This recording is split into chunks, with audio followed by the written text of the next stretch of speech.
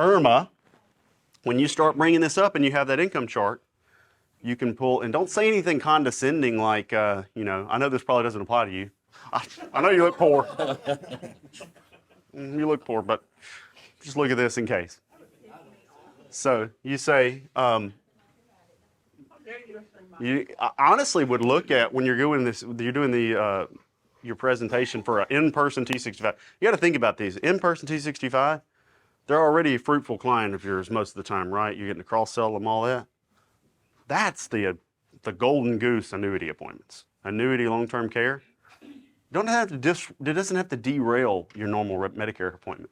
But if you have a little inventory sheet of 401k, cash value life insurance, CDs, annuities, and right here at Irma, you're showing them that chart. And you're saying, now your Part B premium, you get to that point, it's typically going to be, 174, what is it now? 174.90?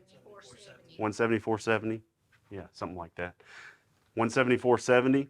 But you can have an income-related monthly adjustment amount, and here's the graph based on that. And they use 2 years prior income. But just remember, there are all these events that can make you pop up into a higher bracket 1 year. And there's ways around that, ways we want to navigate that. But just so I can give you an example, do you have any 401k? Do you have a 401k? Yes? Okay, how much is in that? Just ask them. 99.99999% of them are just going to start telling you what they have. Because you're telling them that it's related, it's relative to why they might have a higher Part B premium. Now, if they say, I've got $500,000 in a 401k, and I have, maybe I have zero cash value life insurance. I got, $25,000 in a CD at Cadence Bank. I have zero annuities, right? When they tell you that, you'll be like, okay, so if you draw on this 401k, if you don't roll it over in a tax-deferred state and take your required minimum distributions or take your distributions under a certain amount to keep you under the income-related monthly adjustment amount threshold, then you're going to have a higher Part B premium. And what we have seen, and I have seen this, where financial advisors do not tell people this shit. They don't know anything about it. Just think, and don't tell them this, but think in your mind, most financial advisors are stupid when it comes to the entire picture. All they're thinking about is how to grow the money and maybe pad in their pocket.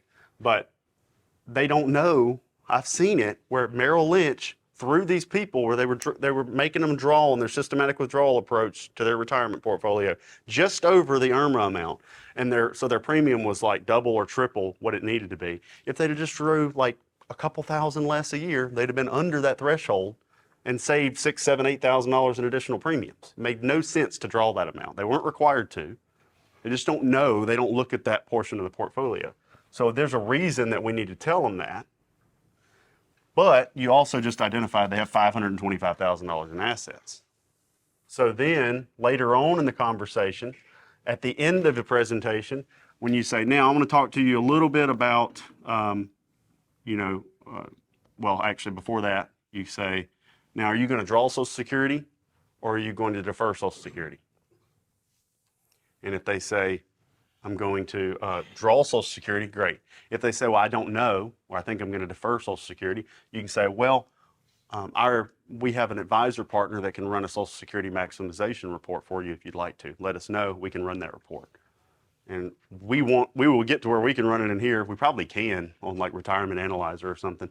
But otherwise, we can also refer it to Roy Snar right now, and he'll pay us 50% referral fees on commissions on anything he writes. But this is a big deal with the upper middle income people and even just middle class. They don't know when to draw Social Security, and there's a lot of variables. Are they raising kids? How many people are on their tax status? How much have they paid in? How much money do they need to live off of right now? A lot of people think defer because it gets you the highest amount. But then when you think, okay, if I can start drawing at 62, or I could defer till I'm 67 and whatever months old. If I start drawing at 62, I got 5.5 years roughly of additional payments. So even though the payment was lower, at what point in my life, how long do I have to live to get that 5 years that I gave up back based on the additional monthly amount? Does that make sense? So like when I'm drawing Social Security, I can draw at 62 and I'm not an expert on this, but you can look it up. I think full retirement age it kept moving up. It's like 67 and 4 months. Yeah, it goes up depending on like what year. There's a chart that So something like people turning 65 right now would be like 67 and 4 months. But they could have drawn at 62. A lot of them defer then because they're still working and they're looking at drawing at 65. But a financial advisor might tell them, well, you can, you can defer and to get the maximum amount. Sometimes that's stupid. It doesn't really make sense because it might be that in order to make up for this difference that they didn't draw, they have to live 8 years longer or something. And so then it's like if they don't live to be 87, then they never got that additional money back. And that's what those Social Security maximization reports will tell you. Also, you could base it off health. If somebody's an insulin-dependent diabetic with congestive heart failure at 65, they should go ahead and start drawing their Social Security. They're probably not going to live to be really, really old. Doesn't make any sense. Now, if they're perfectly healthy, maybe they want to play the odds. But there's a reason that they need to do that. Last thing you should be telling them, after you've gone through your entire Medicare presentation and you're looking at, you're talking to them about everything, you've got them sold pretty much on everything you want to sell them. But then you say, lastly, I do want to tell you about something that Medicare doesn't cover, just so you're aware of it. It's long-term care. And, this is something that a lot of people think Medicare is going to cover a long-term nursing home stay. But these private nursing homes, if you need a private nursing home, which a lot of people end up needing one, and you have to go into one, they're going to liquidate if you can't afford the private stay one. And so some people will say, well, I can self-insure for it. Well, depending on the area, for somebody turning 65 right now, based on inflation, it'd be about $10,000 a month. So in addition to any other expenses they have, right? So most people end up liquidating their estate to pay for it. Some of them don't have enough money to self-insure at all for any period of time for it. So they liquidate their estate to get on Medicaid, and that takes a while. So they have to spend everything they have, get on Medicaid, then Medicaid pays for it. Well, guess what? Medicaid is only going to pay for the shittiest nursing homes, because the nice ones, are like, we want to charge more than Medicaid will pay us. So the nice ones that are actually $8,000 to $10,000 a month are going to require long-term care. Now there's different ways to insure against long-term care. There are traditional long-term care policies that can be expensive. They do have tax deduction with them, and there's underwriting involved. So a lot of times you'll have somebody that's 75 that nobody has ever talked to about long-term care. Now it feels like a reality to them. Their mom is 87 in nursing home, and they're 72, and then they're asking you about long-term care. Now it's expensive as hell to get it, and they probably have some kind of health conditions that makes it more difficult. So it's better when you can get them in that 62 to 65, 62, 64 window. Think about even when you're talking to somebody that's asking about health insurance that's 62, but they're making $100,000 a year. That's a great long-term care prospect. But there's also asset-based long-term care that doesn't have medical underwriting. So someone, let's say they have a $800,000 retirement. And this is not rich people, by the way. I mean, we've had police and teachers that came through that had $900,000 to $1 million, saved up. Jeff, if you have $1 million saved up when you retire at 64, do you think you'll be doing really well, or that's just about the bare need for the rest of your life? 2 years of living. Yeah, well, but Yeah. the point is, It's not a lot. It's not, these people that have saved that their whole life thinking it's a lot, it ain't that much anymore.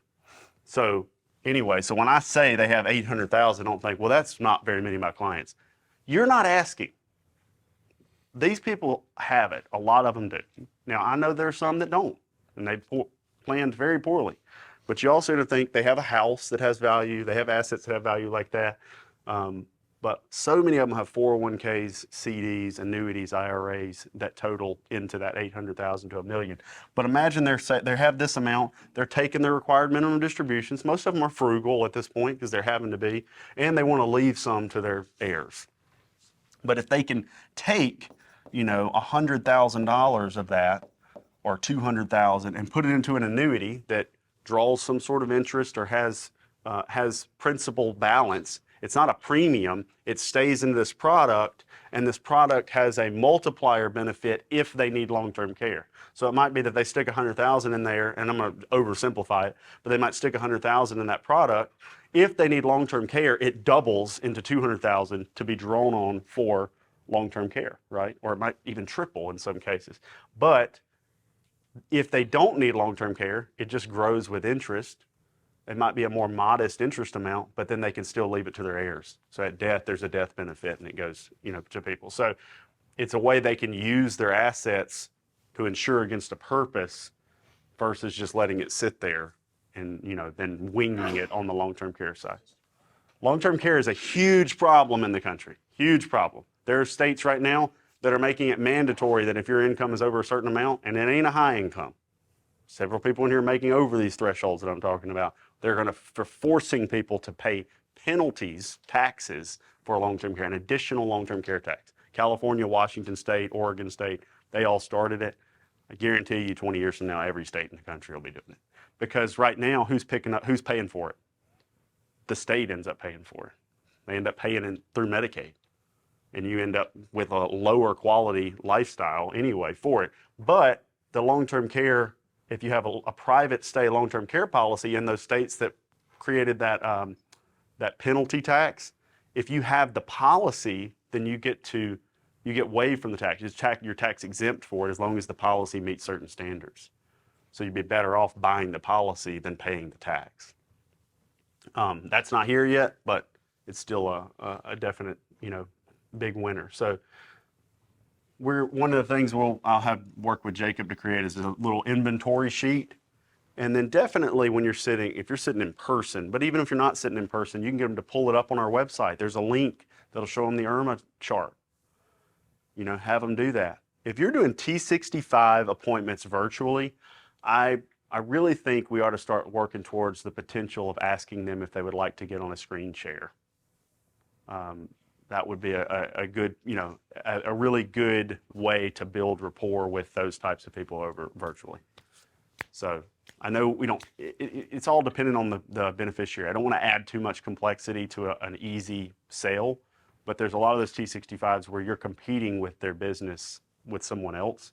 And if we're able to get on a screen share and actually pull up our website and show our charts, talk about our business, show our reviews, all that kind of stuff, it's going to add credibility. And you would be able to cross-sell better because it'd be kind of like an in-person appointment. Veterans, no, I don't think it's worth getting on screen shares for that. I don't think it's worth getting on screen shares for ACA, but for T65 Medicare appointments, I definitely think we'll start working towards a process for that to make it simple. This is the greatest conference all time. It's like nothing I've seen before. Coming back next year. The business is rapidly changing, and if you're not educating yourself, you're going to be left behind.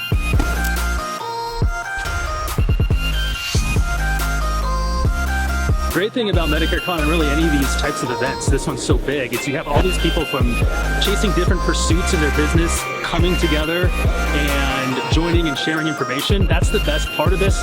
The conversations I've had with these guys right here, things that I wouldn't get just talking on the phone or anything like that. And the content here, it's been awesome. And Justin's done a great job, man.